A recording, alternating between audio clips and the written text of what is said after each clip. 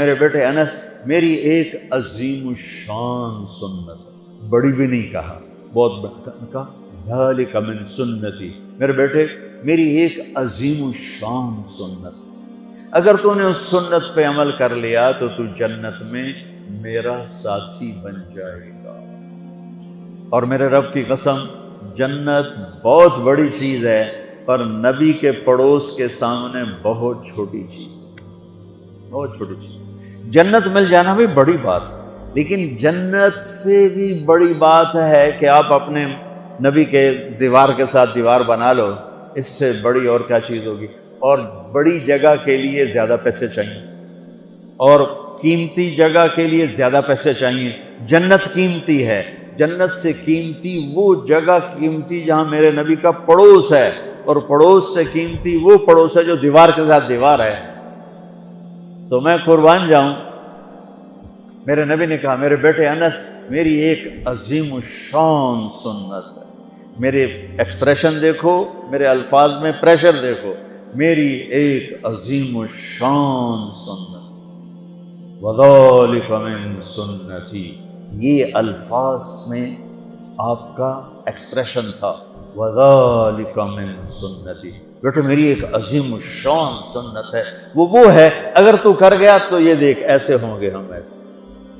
سبحان اللہ، کیا کمال ہے!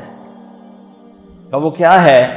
کہ وہ یہ ہے ان استطعت او قال ان قدرت، بیٹے سوکھا نہیں ہے، تجھے تھکنا پڑے گا، ان استطعت، یہ داڑھی نہیں میں رکھ کے تیل چوپڑ لو کم سوکھا ہوگا، نہیں، ان استطعت، اس میں تمہیں تھکنا پڑے گا۔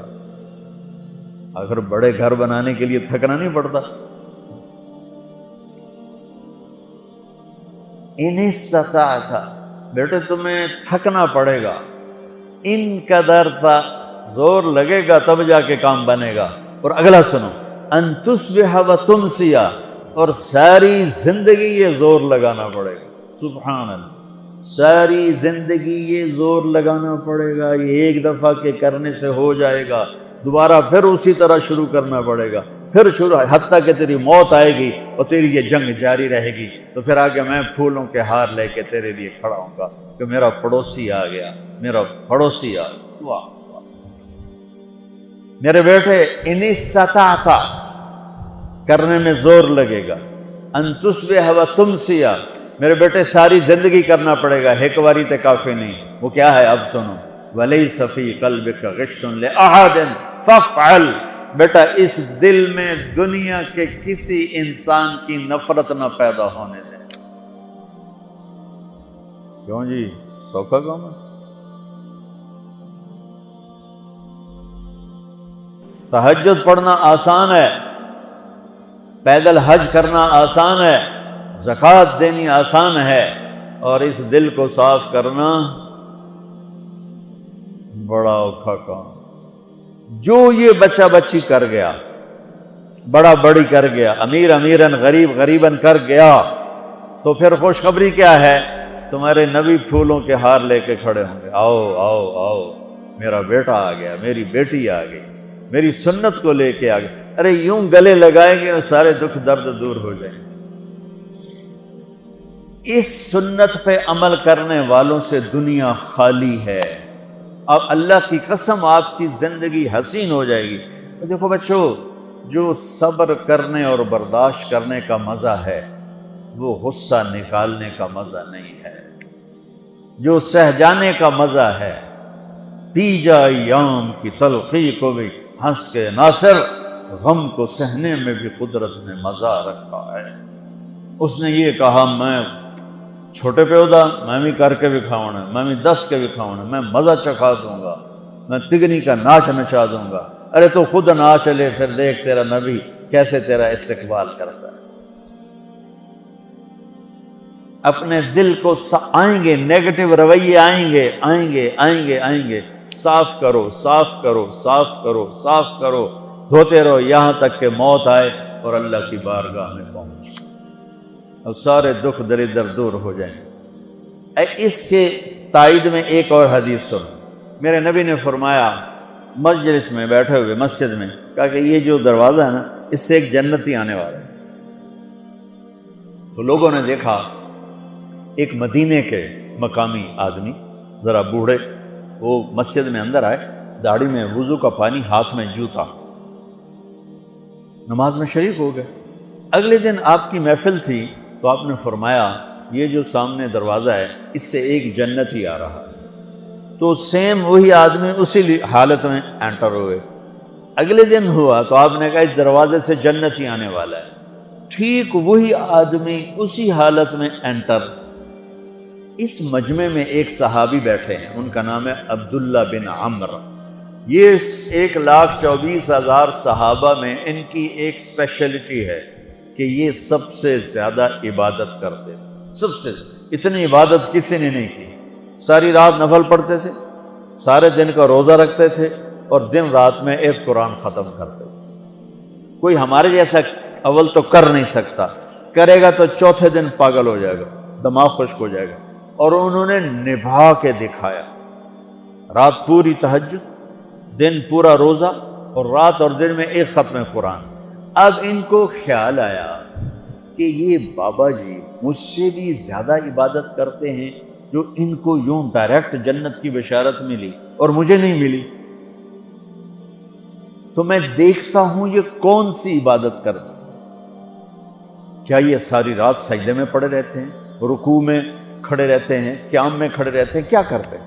تو ان کے پاس پہنچ گئے، چاچا تو تھوڑا والد صاحب کی ناراضگی ہے، دور رہنا چاہتا ہوں، 2-3 دن ٹھہر جاؤں آپ کے پاس؟ ہاں ہاں ہاں بیٹا آ جاؤ آ جاؤ آ جاؤ۔ اب عشاء کی نماز کے فوراً بعد انہوں نے چادر اوپر لی اور چادر میں یوں سوراخ کیا اور یوں لیٹ کے دیکھنے لگے کہ اب یہ بزرگ کیا کرتے ہیں۔ بزرگ تشریف لائے، سرانے پہ سر رکھا، اللہم بسمک اموت و احیا، سونے کی دعا پڑھی، اور تھوڑی دیر بعد خراٹے تھے۔ وہ بڑے حیران ہوئے، بھئی میرا تو خیال ہے یہ ساری رات سجدہ کرے گا تو رو رو مصلی تر کر دے گا، یہ تو خراٹے ہی چون جاندے نہ ہو جا رہے ہیں۔ اب وہ دیکھ رہے ہیں ابھی اٹھے گا ابھی اٹھے گا ابھی اٹھے گا، پھر انہوں نے کپڑا اتار دیا، بھئی سویا ہوا ہے۔ وہ فجر کی اذان پہ اٹھے اور ان کا دماغ چکر کھا گیا، بھئی اے کی بڑی تہجد دے 2 نفل بھی نہیں تو جنت دی بشارت 3 دن کٹھی۔ انہوں نے کہا کل دیکھوں گا، کل شاید کچھ اور کریں۔ اگلے دن آئے، پھر اسی طرح یوں کر کے لیٹ گئے، اور بزرگوں نے بھی یوں کیا، اور بسمک اموت و احیا، اور پورا کمرہ خراٹے انال۔ وہ پھر پریشان، یہ کب اٹھے گا کب اٹھے گا؟ فجر کی اذان پہ اٹھے تو اور ان کی حیرت بڑھ گئی، کہنے والا سچا، اس کے بات کو تو چیلنج ہو نہیں سکتا، وہ محمد مصطفیٰ ہیں، لیکن یہ چکر کیا ہے، یہ جنت مل کیسے رہی ہے؟ چلو ایک رات اور صحیح۔ تیسری رات آئے، یہ یوں لیٹے وہ یوں لیٹے، یہ دیکھتے رہے وہ سوتے رہے، حتیٰ کہ فجر کی اذان پہ آنکھ کھلی تو یہ نا پھٹ پڑے، کہنے لگے چاچا بات بتاؤں؟ کہنے کیا؟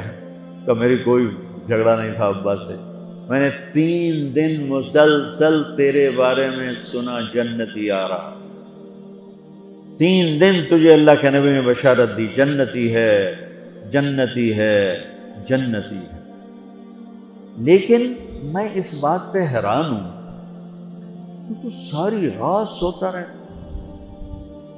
اس زمانے میں منافق بھی تہجد نہیں چھوڑتے تھے، فرض نماز تو فرض نماز ہے، منافق بھی تہجد نہیں چھوڑتے تھے۔ تو کہنے لگے کیا کرتے ہو؟ ساری رات تو سوتے گزار دیتے، کیا کرتے ہو؟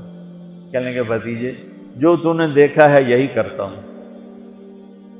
اب یہ پریشان ہے کہ اللہ کے نبی کی بات کو تو چیلنج ہو نہیں سکتا، اور جس کو بشارت دی ہے انہوں تے فٹ نظر نہیں آ رہی کہ کیسے تو نفل آج کہ نیک لوگ تہجد نہیں چھوڑتے۔